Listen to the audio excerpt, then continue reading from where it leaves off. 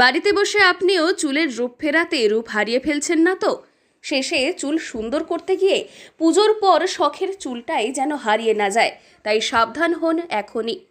অনেকে চুল সোজা করতে বাড়িতে বসেই রোজ হেয়ার স্ট্রেটনিং দিয়ে চুল সোজা করা কিংবা পার্মানেন্ট হেয়ার স্ট্রেটনিং পেতে পার্লারে দৌড়ে কারি টাকা খরচ করে থাকেন।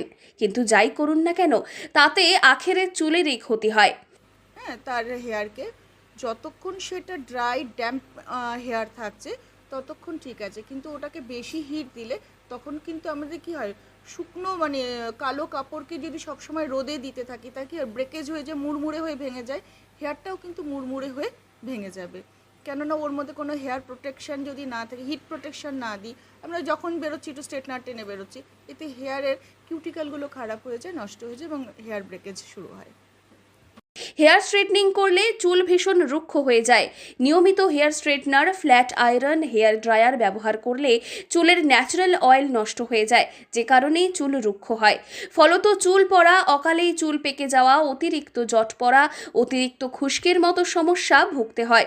এছাড়াও রুক্ষতায় চুলের ডগা ফাটা, কেমিক্যাল ট্রিটমেন্ট করলে চুলের ফলিকল নষ্ট হয়, তাই চুলের গোড়াও আলগা হয়ে যায়, চুল পড়া বাড়ে, চুলের বৃদ্ধি কমে যায়, চুলের কিউটিকল ক্ষতিগ্রস্ত হয়, ফলে বৃদ্ধির হার অনেকটাই কমে যায়। আর যখন আমরা কোনো কেমিক্যাল ট্রিটমেন্ট করব, অবশ্যই তাকে কিন্তু রুট থেকে ছেড়ে নিয়ে করতে হবে, কারণ কেমিক্যালটা যদি রুটে টাচ হয় এবং সেখান থেকে আমাদের কী হচ্ছে, স্কাল্প থেকে ব্লাড কন্টামিনেট হচ্ছে, তাতে আমাদের একটা হেয়ার ফলের প্রবলেম থাকে। তা সেই জন্যই আমরা যখনই কোনো কেমিক্যাল অ্যাপ্লিকেশন করব হেয়ারে, তখন আমরা রুট ছেড়ে দেবো, যাতে স্কাল্পে টাচ না হয়। আর যদি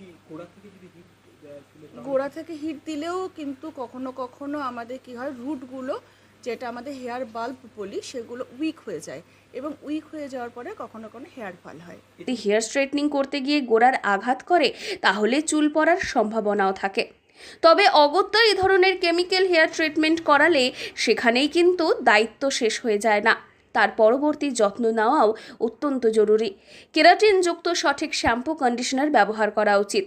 সপ্তাহে একবার হেয়ার মাস্ক, হেয়ার অয়েলিং করা প্রয়োজন, তাহলে খানিকটা হলেও ঝাড়ুর মতো শুষ্ক চুলের হাত থেকে রেহাই পাওয়া সম্ভব। বাড়ি আর পার্লারের মধ্যে তফাৎটা কি দেখেন? বাড়িতে করলে কি ওই মাথার স্কাল্পে অনেক সময় লেগে যায়, তাতে ওই হিটটাতে চুলের ক্ষতি হয়। পার্লারে করলে দিদি। তাই আপনারও চুলে কেমিক্যাল ট্রিটমেন্ট করার প্ল্যান থাকলে সতর্ক হন এখন থেকেই। জলপাইগুড়ি থেকে সুরজিৎদের রিপোর্ট, লোকাল 18 বাংলা।